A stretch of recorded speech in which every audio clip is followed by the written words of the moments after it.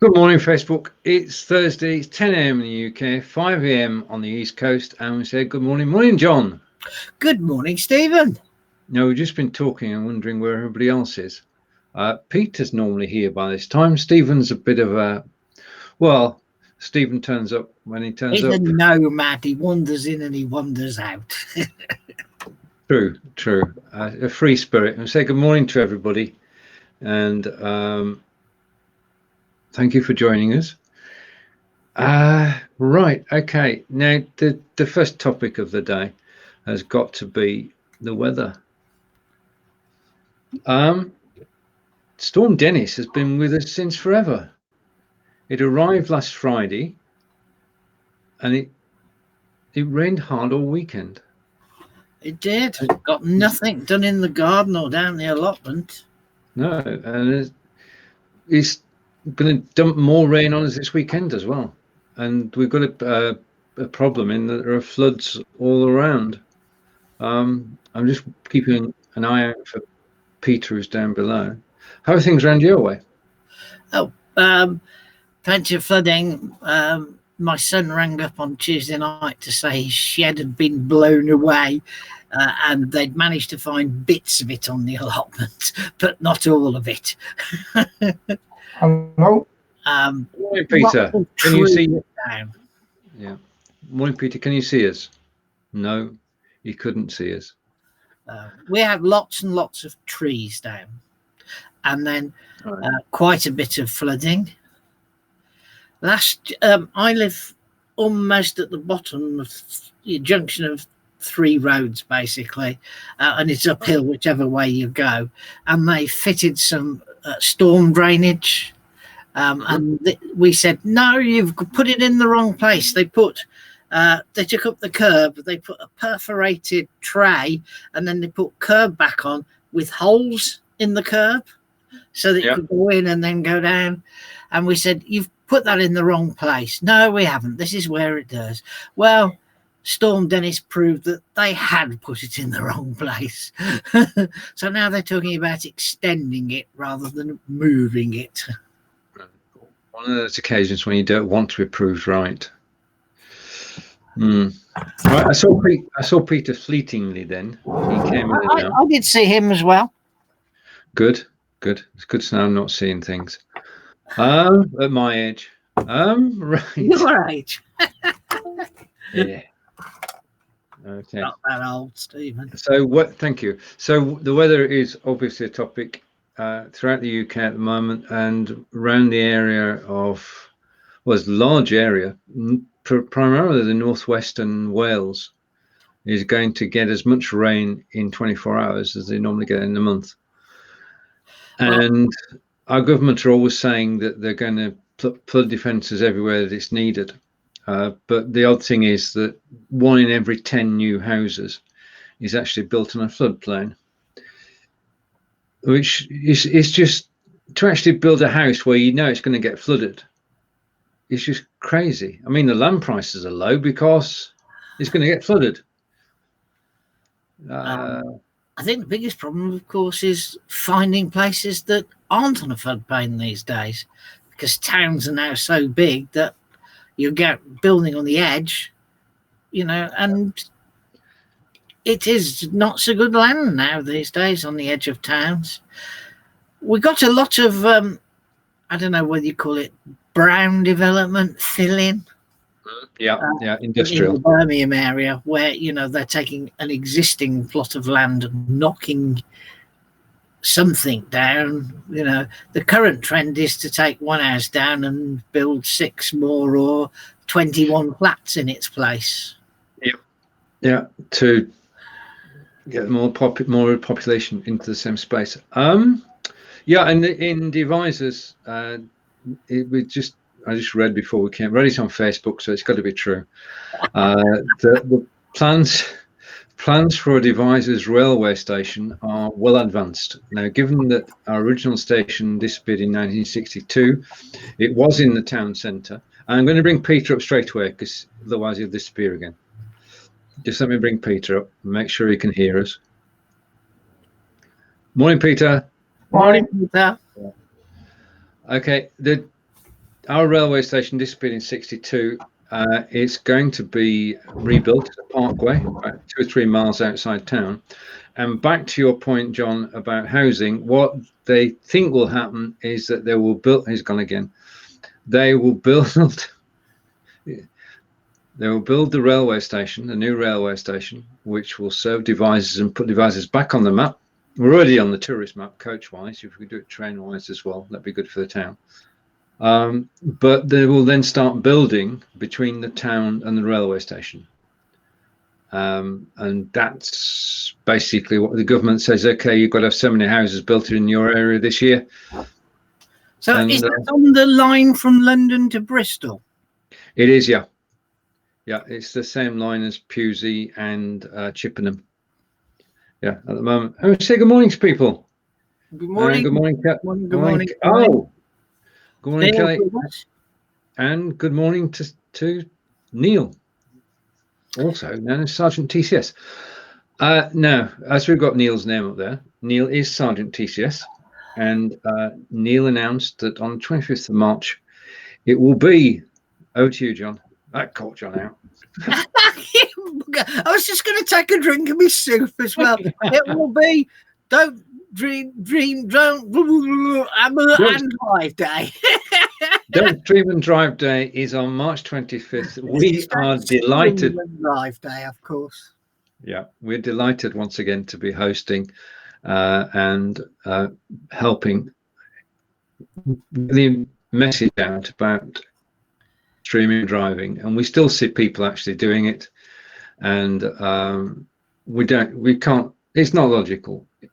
It is, but it's. Why we get involved is because the message still needs to get out, even so many years down the line. Sorry, I'm still waiting for Peter because he's got XSplit VCAM, but he's hiding behind it. Okay. Right, so Downstream and Drive Day is March 25th. We'll tell you more as we get nearer the day, but it's a full day of broadcast, myself and John hosting, with Neil presenting, and we'll get the message out about not streaming and driving. Hello again, Peter. Hello, can you hear me now? We could hear you before. All right, that's okay. Then we'll get out of my way. I'll have my say. That's joking. I've got these vibrating earphones in there. It was too high and it was getting tickly ears inside. All right. Okay. Yeah. Okay. Carry on. We're just talking about Downstream and Drive Day on the 25th of March. Yeah.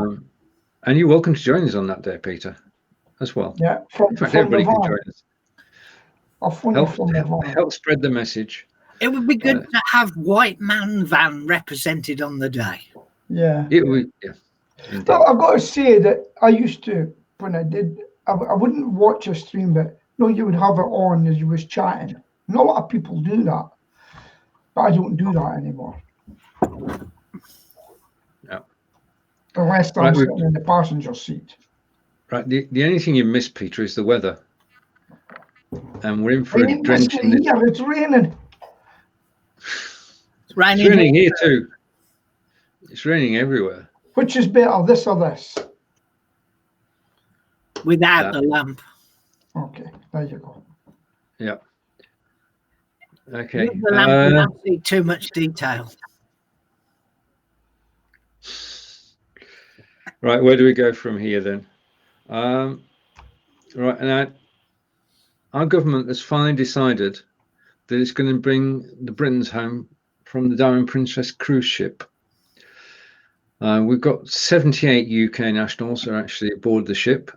2 who've been reporting daily on life on the ship have actually, unfortunately, contracted the virus and will not be part of the airlift back to the UK. When people do get back to the UK, then they will be in quarantine for 2 weeks. Now, I've heard, not necessarily true, I heard that it's not necessarily, I don't know what's happening to his internet signal. It's not necessarily true that of all those that come back so far, they've all left quarantine. We've Okay, let's catch up with the comments. And Kelly's saying, I get shocks from mine, Peter. Okay. And too dry or bad earbuds. Yeah. Yeah, yeah, indeed. But with my new setup, I don't have earbuds, as you've noticed, which removes the problem of them falling. Yeah. I've never worn them. They drive me mad. Well, it's settled down. Well, the new setup is good, so I'm happy with that. Peter will be back momentarily. We hope, fingers crossed. He seems to have an internet problem. We did say that he should just actually remove XSplit VCAM. This is what he's using at the moment. Oh, he's gone again. I brought him on screen. He's gone. Oh no! Hello. Hello. I'm going to have to get rid of VCAM. It's just, I don't know what's going on. Yeah. Right. Just delete it, Peter. That's. I paid for it, though. I know. You've probably not got enough processor power. Okay. Right. Fair enough. Right. Yeah, we were just talking. We're just talking about the Britons on the Down Princess being brought back, and it's taken a while for the government to do this, hasn't it? Yeah, but what I've seen is I've seen them daily. Nobody's touching them, right? Nobody's touching them. So how can they get the virus? It's spread by air. Right. Yeah, and if you on a cruise ship where you can't escape and you're only allowed out your cabins in certain hours, and it's like an incubator, isn't it? You put 3,000 people on a ship and say you can't get off and you can't move about and you can only. It's just a recipe for. I would not want to be on a ship. It's like being in a prison because you're not allowed to move about. That's why I've never been a cruise. Now, the other thing, there was a guy on television just earlier who had the incubation of it, right? And he never felt a thing. And then he was cleared. He never got it, but he had it. But he never felt a thing. Well, that's good. Okay. Where do we go from here? Just to celebrate the life of Mr. Tesla. Do you know who Mr. Tesla is? I do. Is that the electric car guy? No, this is Mr. Tesla, T-E-S-L-A.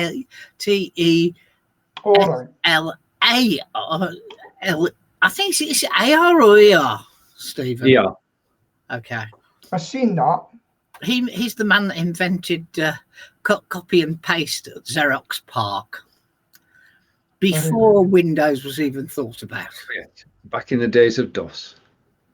I mean, basically, a lot of the things that we take for granted now came out of Xerox and their development teams. And he was the guy who did the Control-C, Control-V, which you still use it, John?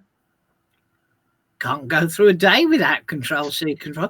Can't go through an hour without Control-C, Control. Well, that's funny because I'm a right clicker. When I want to do it, I right click. Yeah, well, I mean, he's from the team that invented the mouse, basically. Right, yeah. He's done quite a number of other things because he was a vice president of Apple for many years as well. Okay. No, there's a lot before Johnny Ives turned up at Apple. Now there's a name, Johnny Ives, the designer who changed the face of Apple. But no longer there. No. As we say, good morning to. Goodbye, Pete. No. I know Pete's going to be back. Good morning to Fonz. Morning, Fonz.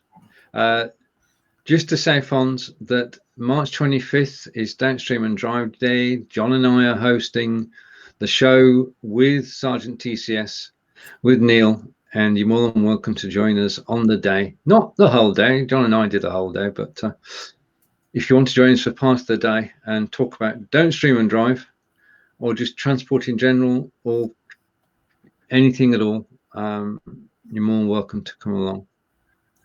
I can see Peter again. Well, I can't see Peter. Right, okay. More comments coming in. Thank you, everybody. Right. Okay. No, that's going back, isn't it? BBC Acorn computers. Do you remember those, John? Oh, yeah. Yeah. You do know that I worked for a rival company for a while, don't you? I used to work for You cannot be serious. Sorry. I used to work for Atari. Right. Okay. It was a long time ago, based out of Slough. Talking the 1980s. Well, that was the day of consoles, wasn't it? The first. Well, it was actually the PC arena that I worked in, but yeah. And over to Fonz, and welcome back, Peter. I should. I can't. I'm trying. Yeah, Fonz is going to join us on the 25th, and we'll say good morning to the teams all here. Morning to Kevin. So we've got Kelly, Kevin, Neil, and Fonz. Okay, if anybody wants to join us on screen, you're more than welcome to do so. I'm going to post the link now. Our fourth musketeer is out and about somewhere. And I think Stephen will be with us, possibly at half time. He tends to play the second half of the game, doesn't he? Well, he has a breakfast club Thursday mornings as well as us. So he's got to get back from the breakfast club to either home or to the office. Kevin, off topic for a moment. Have you any videos you'd like us to show in this afternoon's show? In this afternoon's show. Yeah. Right, okay, and even more people are joining us. Our fame is spreading. If you've got any questions about UK news, then please ask. If you've got any questions about Solihull or Aberdeen or Wiltshire, then please ask those. Or any topic. Or any topic at all. We'll talk about anything. We're not. And just to make the point that we've now been going for 5 years. Okay, over to Kelly. All right, okay, and bringing back memories here, John. Kelly got a high score on Atari Space Invaders, 9 hours to finish the game. Those were the days when we used to play games for hours and hours and hours. I've never been much of a game player, to be honest. I play the occasional game, but I'm not. Are we getting a run of comments in? Let's hide that and bring the comment up. And Kevin's comment is good question. Thanks, John. I'll come back to you as he's got a couple of videos possibly. Good. And Kelly, first month it came out. Yep. Memories, Atari memories. Well, I joined Atari as a salesperson to sell PCs to dealers, which is what I've been doing prior for Apricot for a number of years. And we sold about 700 in the first 10 weeks, and we got about 12 shipped to us. And then it all fell apart. Oh, dear. Right. And I left. Right. Okay, the next. So we've done Larry, and next one is, do you have an Axminster carpet, John? Well, I've got carpets, but I wouldn't know if they were Axminster. Right, okay. Axminster, one of 278 years they've been going, manufacturing carpets. They only employ a staff of 80, so, but this is the second time they've gone into liquidation in last 7 years, I think. It's part of our heritage. I mean, the quality of the carpets that Axminster produce is world renowned, and it's just to note that they have gone into administration, which doesn't mean that it'll disappear. It just means that they're struggling. And our equivalent of Chapter 11, isn't it? It is our equivalent of Chapter 11. And okay, so that's carpets. Right, I'm glad you're back, Peter. Yeah. Because gas heating is going to be banned in Scotland's castles. Now, this you've got the equivalent to the National Trust in Scotland, yeah. And you've got the Historical Houses Association, some such, and they control all the historical properties in Scotland, and they have said that they're going to stop doing gas central heating. So they're being very environmentally friendly. They're going to cut the car fleet down by 30%. They're going to put car parks where you've got several properties together. They're going to put a central car park between the properties. Instead of people actually driving to the property, they'll go to the car park and then get on a bus to go to the property itself. So they're becoming very eco-conscious. Oh, good for them. So how much is it going to cost to do that? Right. Peter first, then John. How much is it going to cost to do all that? I don't know. They didn't say what they're going to replace it with. They just said that they're going to ban gas heating. So I don't know, John. Well, I suspect they're going to use some of this latest stuff, aren't they? Called wind, and maybe extract heat from underground. Right. There's a whole new estate of houses being built in South Wales with no gas at all. And every house is getting solar tiles. Yep. They're all getting a battery so as they can use their produced electricity outside daytime hours. And the houses are being warmed with heat pumps from ground heat pump sources. And no gas at all, which would drive me mad because I hate electric cookers. But electric ovens are okay, but if you want to turn the electric down underneath your frying pan, it takes about 5 minutes to happen, you know? Yeah. Cooking with gas is best. Yeah. Right. I'd be an awkward bugger and put LPG in. Probably ban it. Sorry? They'd probably ban it. Yeah, but I'll tell you what, can't, yeah. Talking about environmental things and that, aren't you glad that those people that dug up the lawns and everything, did you see they got arrested? I hope they get into real trouble. I think it's I hope they 10 years, I'll give you time to think on it and we'll let you work in the prison garden. Don't you?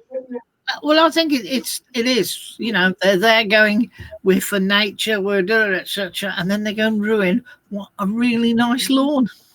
And a really nice lawn means somebody's really well worked hard to achieve that. I really do think that Extinction Rebellion have overstepped the mark big time with everything that they do.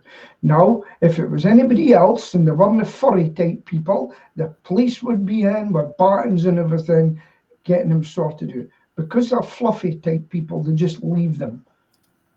And then, so I'm glad they've arrested some. Well, we had a discussion about this locally yesterday, and one of my friends says there's 2 rather nice apple trees behind. What we need is a noose hanging off one of them. No, but what you don't realize as well, Pete, but he just thinks it's disgusting. You know something? Later on, when these young people go, oh, I'm wanting to go to America. Oh, yeah, so you got done for criminal damage. You won't be coming. Oh, but it was a long time. I says, no, you're suffering the consequences now. You're a criminal. And get in. Oh, yeah, but it's not just then. They will have to declare it for things, things in life like car insurance, household insurance, etc. And you got a job. You're telling me if we don't give you the job, you'll wreck my joint. I'm sorry, you'll have to go. Or if I have to dismiss you, you'll wreck my place. Nah, bye-bye. And it'll come back and bite him in the bum. Great. That's quite a prediction. Okay, catching up with the comments as we should do. Kevin is saying he was playing Golden Axe on the weekend, and he was actually on the Sega Mega Drive version. And again from Kevin, Axeman is another good example of not keeping up to date with the current climate. Probably spot on, Kevin. You're absolutely right. These these people can't live in their Right. their names for all the rest of their life unless they change. Yeah, I'm going back to the gas story. Neil is saying they have no gas, but gas was never piped into the village anyway. Yeah. And again from Neil, ceramic hob. Yeah, I like ceramics too. I've experienced those ring things that get red hot. Yeah. Yeah. I've had a ceramic hob, so. Yeah. Okay. Well, we just got a new gas boiler put in after 15 years because the other one was goosed. And then they're talking about getting them taken out. We've got a relatively new boiler as well. Ours stopped working. Yeah. I've been able to get baths again. It's great. Lying in a bath and putting in more hot water, watching the iPad. I think it's great. Yes.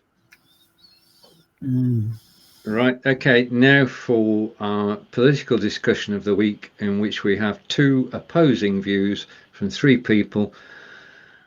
And the topic of the week is immigration. No visas. Bloody fruit. Who's going to do stuff? That's the problem. Well, let's tackle this. Priti Patel said there are 8 million people not employed at the moment, and they should retrain and they should do the jobs that foreign workers are doing. Well, first of all, it's not fair to label every one of them as lazy bastards, but there's a very large percentage of them who are. Right. I mean, that they had a lady on about 8 weeks or so back from just after Christmas from Boston Job Centre. Yeah, and they were talking about bringing people over to pick fruit, yeah, and cauliflowers and all that sort of stuff. And she basically said, and there was a farmer on it as well, and he basically said, well, I rely on Eastern Europeans to come and make my thing work. And he said, Brits don't want the jobs. And she said the same as well. She said, I can send 20 people up there and they'll only go because they won't get their money otherwise. None of them want the job. Mm-hmm. It's going to be... Well, we're just going to have to adapt because I believe the wages are going up to £10 minimum anyway. Is that correct? Well, it's not. That's not the problem. That if you, let's get the thing back on.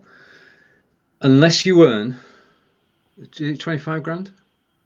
Unless you earn 25 grand a year when you're here, you're not allowed in. Mm-hmm. Now, if you were paid £10 an hour for 40 hours, that's 20 grand a year, roughly. Yeah. You don't qualify. Yeah. I think what they did say that is if there's a problem in a sector, they would look at it. And they might have to bring emergency measures in and say, has your visa come in? It's for 3 months. You're here working for 3 months. And then after the 3 months, you've got to go back. This might seem wiping off, but our allotments has got a wide variety of different people from different places. And we have 3 Romanian families on the allotments. 3 allotments. Row, all cousins. Yeah. Can I tell you, they're the hardest working people of all of the people on the plots. No one, and I mean that, no one works as hard as the Romanian families. Okay. Is it that this particular government that we have at the moment and probably have for another 10 years are of the opinion that we can become an island which is totally self-sufficient? In other words, we don't need any foreign workers. We don't need to import anything. Can we become isolationist? We could if we had to. If our backs were up against the wall. You know? No, listen. But we're the ones putting our backs up against the wall. Listen, I employ people. I pay just above the national wage, right? Even up here. Because when it comes to £10 an hour or whatever it's going to be, it's going to cause me problems. Because I'm going to have to put my prices up, right? So it affects me too. And I wouldn't be able to employ somebody foreign with that wages because they don't get that as a basic. So they'll probably have to look at it again if there's a shortage and put in emergency measures. But what I think they're trying to do is to make sure that I put a post out yesterday, the Guardian or somebody put out a post about this. And I just said, what did I say again? I can't remember now. No. And a lot of people agree with this. One, by now we should have a national ID card, and you've got to have it to get a job. Most people agreed with me because they do it in Germany, they do it in France. And I also said that this is, well, where's all the workers going to come for a hospital? I says, well, listen, there's Filipinos I know here in Aberdeen, the hardest working people you'd ever meet. Work, and they send money back home too. They're here on a visa, but the wages they've put it in, they won't be able to come now because they're. I said to my partner after it, she's a nurse, and I says, what's the score with the Filipino nurses there? And she says, well, most of the Filipino nurses, believe it or not, are actually fully trained nurses. And the auxiliary nurses are the local white people mainly in my area. Yeah. And you get the odd smartering at a different.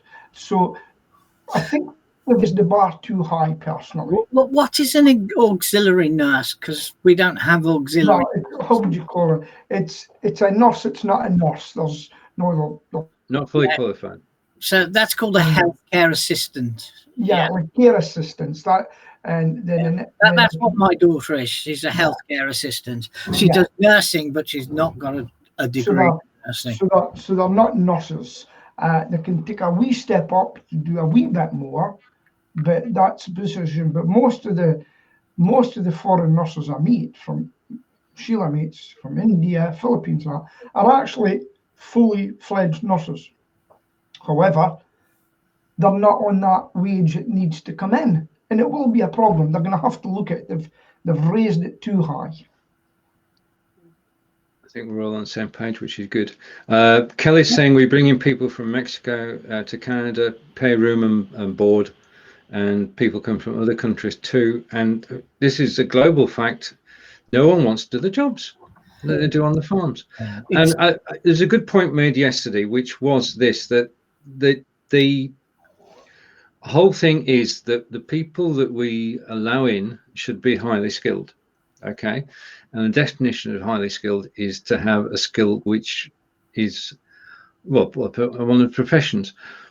But if you think about it, and the point was made yesterday, that if you are in the hospitality industry, hotels, catering, etc., then you are highly skilled. Yes. Because you have to be. We expect when we go to a restaurant or a hotel, we expect quality, and it's got to be done because the people have been trained, they've been to college. And fact of life is that the people who work in restaurants, etc., are not valued as far as money is concerned. They are low paid. Okay. Highly skilled. My middle one, Phil, is a medicines technician. Sounds grand, but in a care home, so he basically is a carer, and he's paid 22 pence above minimum wage, and minimum wage goes up on the 1st of April from 8.21 to 8.72, which is a rise of almost 6.2%. I mean, yeah, but isn't it going up nowhere near £10 yet? Yeah, but it's meant to be doing that in April, isn't it? No, that's what happens in April, 8.21 to 8.7. Oh, well, I can tell you, folk, I'm proud that I pay more than the minimum wage. There you go. So we've got to look into these factors. But here's the thing. I think they've done this in America. If it is really bad, what if they go to the prisons and say to people, listen, you're due for release. How would you like out into the fresh air and go and pick raspberries and things like that? And the money, you get some of the money and the rest goes to the government because nobody wants to do the job. And nobody's going to want to do that either, are they? Well, the thing is, they didn't want to sew Royal Mail bags, but fortunately, we can say, Peter, there aren't enough people in our jails to actually meet the requirements. So the numbers don't add up. Number of people in jail and number of jobs. Yeah, I think, but we're all on the same page. I mean, we're talking here with a common sense, practical attitude. We know what's happening on the ground. We know what happens in agriculture. We know what happens in catering. We know what happens in the hospitals, care, you name it. We know what it is like on a day-to-day basis, and we know it's little chance of actually working in our favour. So we just have to wait and see. Well, I can tell you, I've done some jobs. Now, when I was a child, we went and we done tatty picking, as we know it up here, called potato picking, right? And the kids used to have a tatty holiday for a week, and our job to get some money was to go and pick tatties and raspberries. But when we went to get the stuff weighed, the farmer, we believed, was cheating us, right? And he took us out in buses, right? Never forget it. And we're not going to find out by the look of things because he's disappeared again. Oh, for God's sake. No, you're still there. You're still there, Peter. Just carry on. Yeah, right, okay. You went very quiet. Just carry on. So the farmer had never washed his shirt and his neck was black, so we called him Blacknet the Pirate, and he cheated us some money and our raspberries. So we went to strike and we all stopped. And the farmer says, if you don't do the work, you won't be going back in the bus. So we all threw our raspberries down and we got up and we walked home to Aberdeen. And he was absolutely livid. So I know what it's like picking. I do. And we used to have tatty picking holidays, and that's what the schools were off for. But now it would be seen as not PC, and there's also health and safety implications. All this comes into it now. So here's my scheme for it. My German teacher, she was telling me this is what you do. Some Polish people would come down to do seasonal farming type work, and then as soon as it was finished, they made jolly well sure that they went back home again. Now we could even have a system like that. Take them in, have a stamp on their forehead and say, that's where you're going. We'll see when you. That's a joke, by the way. Right. Yeah, so I took it as such, Peter. Okay. Some people think. So basically, bring them in some sort of system. Yeah, has your permission to work here for 3 months. Yeah, and say to the farmer, if any of them abscond, you're getting fined. Right. Okay. But they naturally want to go home because if they stay here, the money goes quite quickly, whereas the money they've earned here back home will buy considerably more. So don't hang around, Pete, after they finish their season working. They do go home because it's their benefit in going home. Yeah. Well, I had the chance to meet Priti Patel in Aberdeen. If I know that I said, listen, good idea, but lower this. You've got to lower it a bit. But it's open to everybody now. It's open to the world now for people to come in, you know. And but that's my view. It's probably too harsh, and they'll probably find out the hard way.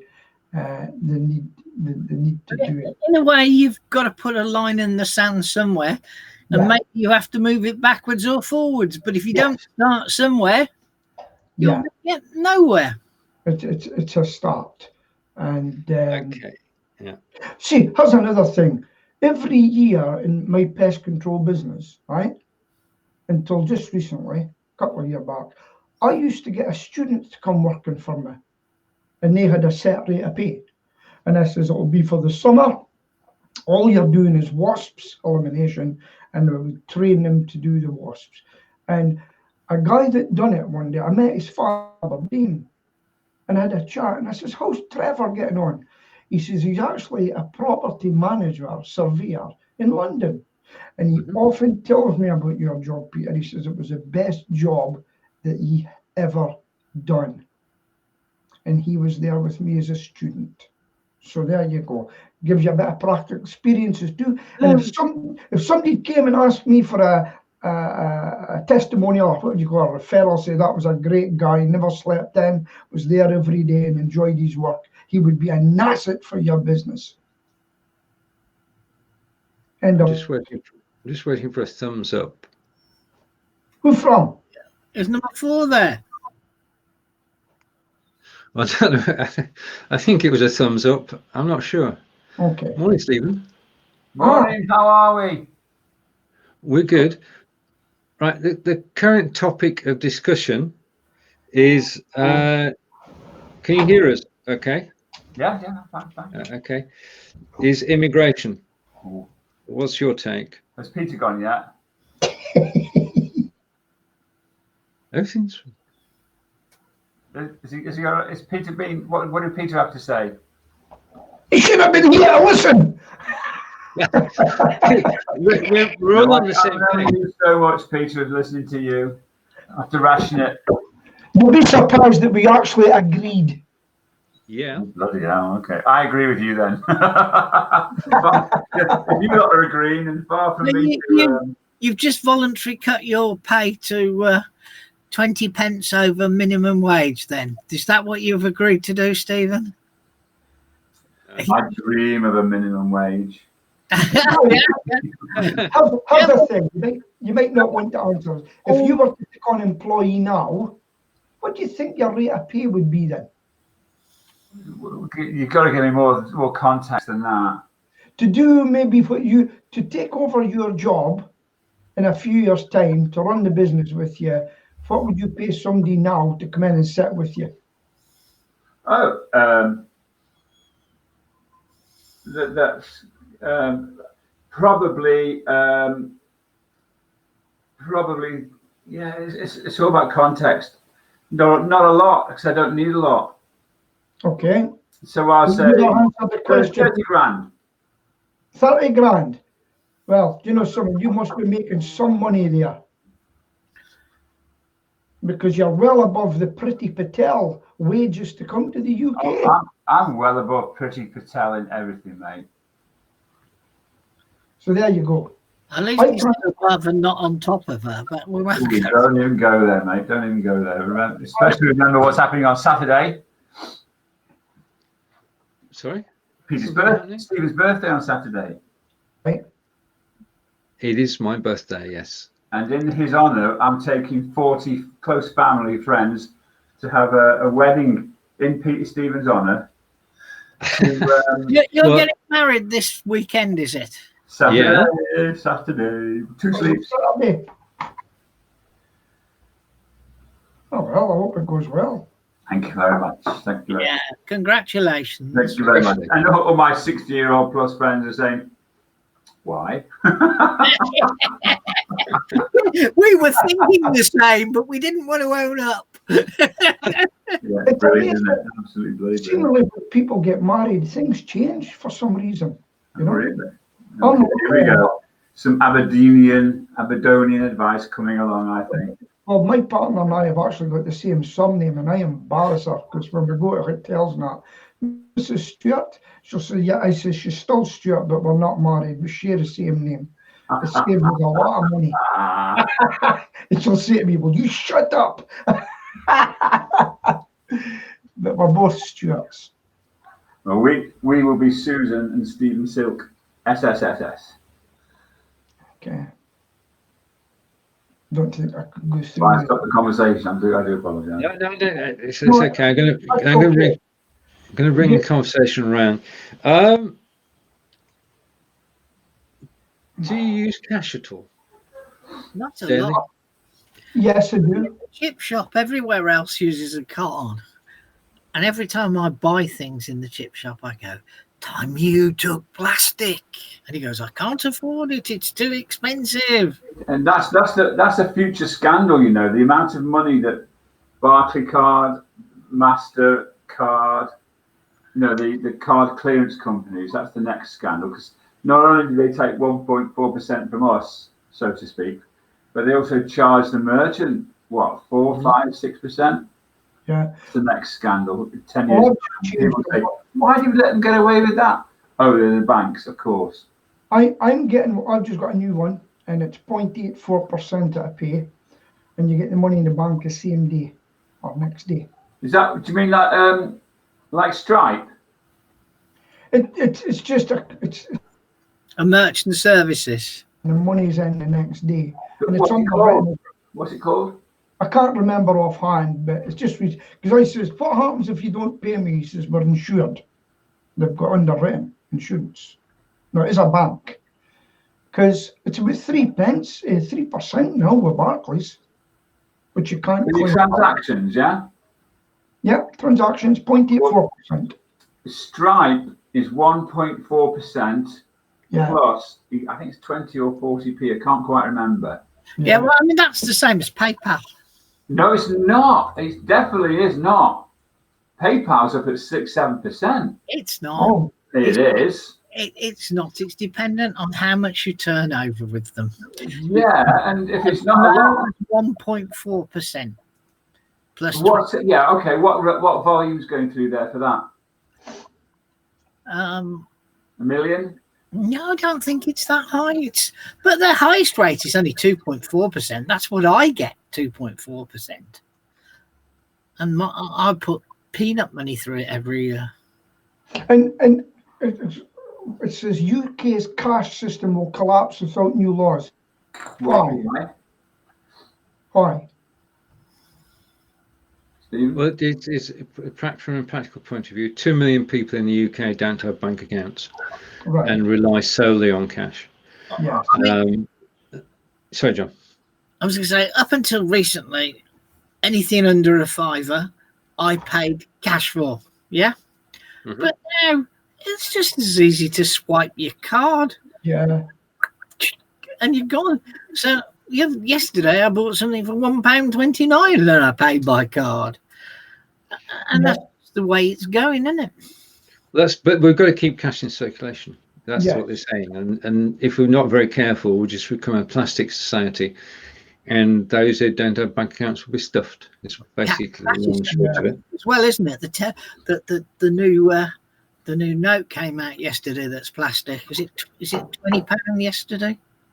Yeah. Do you know what I was watching all this? I've actually bought hand gel, right? And what I was watching, so I went up to my place I get breakfast sometimes, and I watched the girl with the gloves coming over after she served me. Then she come over at the till with her gloves on, and I handed her a plastic £10 note. Right? Where has that £10 note been? And she's still got the, so she should have changed that gloves and then went back and put on a fresh pair. It's little things like that. But anyway, I just to rub it in, I'm going away to Edinburgh for my award next week to get filmed and that. And it cost me £1. And I used my credit card. Cashback credit card from the bank. Pounded down, well, in fact, pound back, and it cost me £16 on the way down the train. Corinne's just asked what he's missed, and you missed Storm Dennis. It's going to be raining this weekend. You missed Larry Tesler. Hang on, you should be telling him to watch the bloody replay. Watch the replay. I'm just recapping. He might not be the only one just passing by. You missed chatting about Larry Tesler, who invented cut, copy, and paste when working with Xerox, and you missed. Watch the replay. That's what John said. Yeah, watch the replay. And thank you, Corinda. Another comment from Corinda is, what did I miss? That's it. I just answered that. And coming up, and well done to Corinda for using InVideo. InVideo or inspired by InVideo. Sorry. I was going to say he could send his InVideo creations to Steve, even yourself, Stephen, and if we like something, we might just feature it on the show.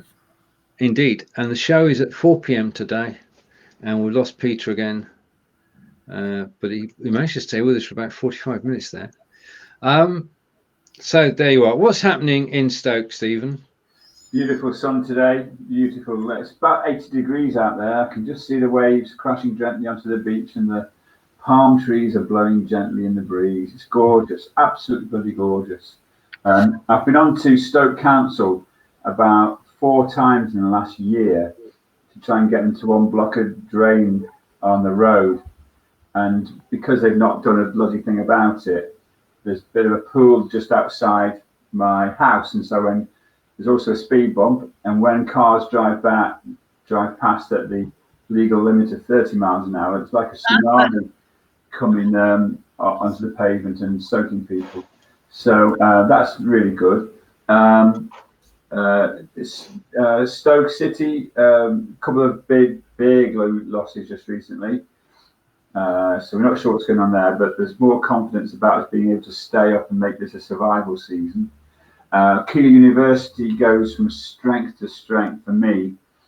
I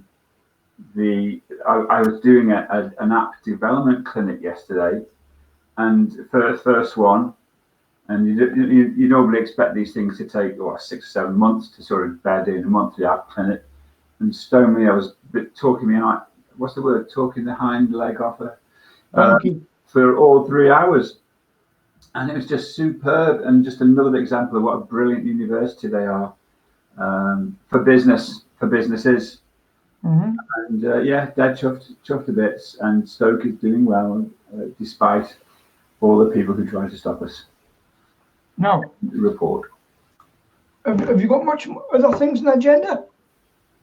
No, carry on, Peter. You okay? Who is going to be joining the Free Speech Union? Have you heard of it? No. Oh, right. So, did you see the bit where the police turned up at a guy because he was mentioning the transgender thing, right? Mm-hmm. Wasn't hate towards it, but they came and knocked at his door and says, "We want to know what you're thinking." Blah blah blah. Ended up in court.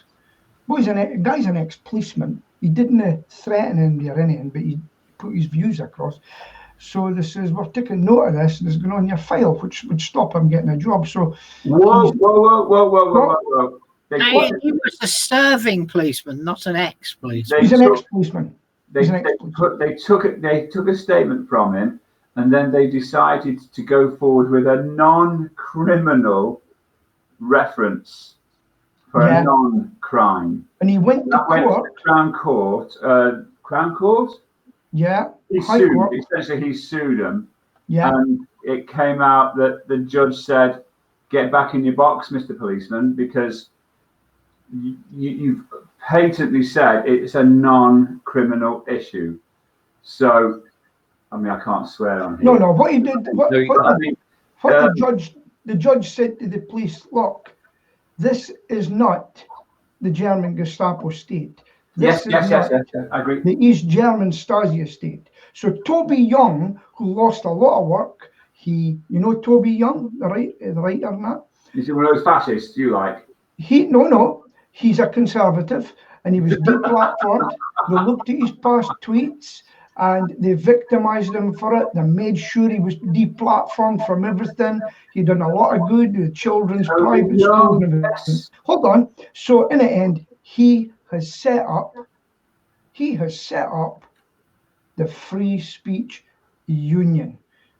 And they'll welcome envy. They would even let you into it. As long as you're allowed to have your free speech, no matter if you're left, right, or centre, trans this, by this. No. He's got so wound up, he's come to steal. Okay, and we can now see Stephen's left shoulder or right shoulder. A nice chair. It's a nice chair. Right, okay. And let's have some work of art on screen whilst we're waiting for Peter to come back. Just a comment from Stephen Byte. Good news on the Fylde coast in Blackpool. We have to retune Freeview today in the northwest. Local TV comes in clear now. Our local TV, BBC, we just can't get. It's only on HD. It's rubbish. Right. Okay. Okay, That's a rant, Stephen. That's what you need. No. I think Stephen's talking about a bit of magic. I'm just complaining about our BBC reception in Wiltshire. Right. Okay. Take down the work of art and bring it up, Peter. Okay. We should be back to the four of us. Yeah. All good. All right. Okay. Now you've got a choice. You can talk about anything you want, really. We've done most of them. Just as a note, eco-friendly ocean-going ships are going to be powered by fertilizer. Hmm. Do we want to talk about Bernie Sanders? No, we don't. What's he done? Oh, He's okay. Hey. he's heading to be the nominee for the Democratic Party. Is he not? Well, that's okay. I think it's too early to tell, because the only people who've been voting so far in the caucuses, or the what do they call them, primaries, are the white population. Nevada tonight is supposed to be the next most difficult from a racial mix point of view, mostly Hispanic and things like that. So I think it's too early to say, but a lot of people really don't like Bernie, really don't like him because of his past, things he's said. The fact that he had what appears to be a heart attack about 2 months ago, and is now refusing to release his medical records, his tax records. He wants to give up now. Hey? He wants to give up now. You've got an echo. For his health, I agree, Peter. I agree. Yeah. Right. Yeah. Okay. Right. Next story, short story. Going towards the end. The starting gunners fired on Brexit talks. I don't think we need to talk about that, do we? No. Right. Okay. And What about the shootings in Germany? The shootings in Germany. Nobody done it yet? Yeah, he's dead. Yeah, I know he's dead, but what was his motives? Do you think it was gangsters fighting each other? They think it was terrorism. I think, is that right, John? It just says it's being investigated as terrorism. Right. Okay. But it's not your ordinary everyday thing, because it took place in two shisha, however you pronounce it. Yeah. Shisha bars. That's what I'm trying to think of. I thought it would be like gang related, you know.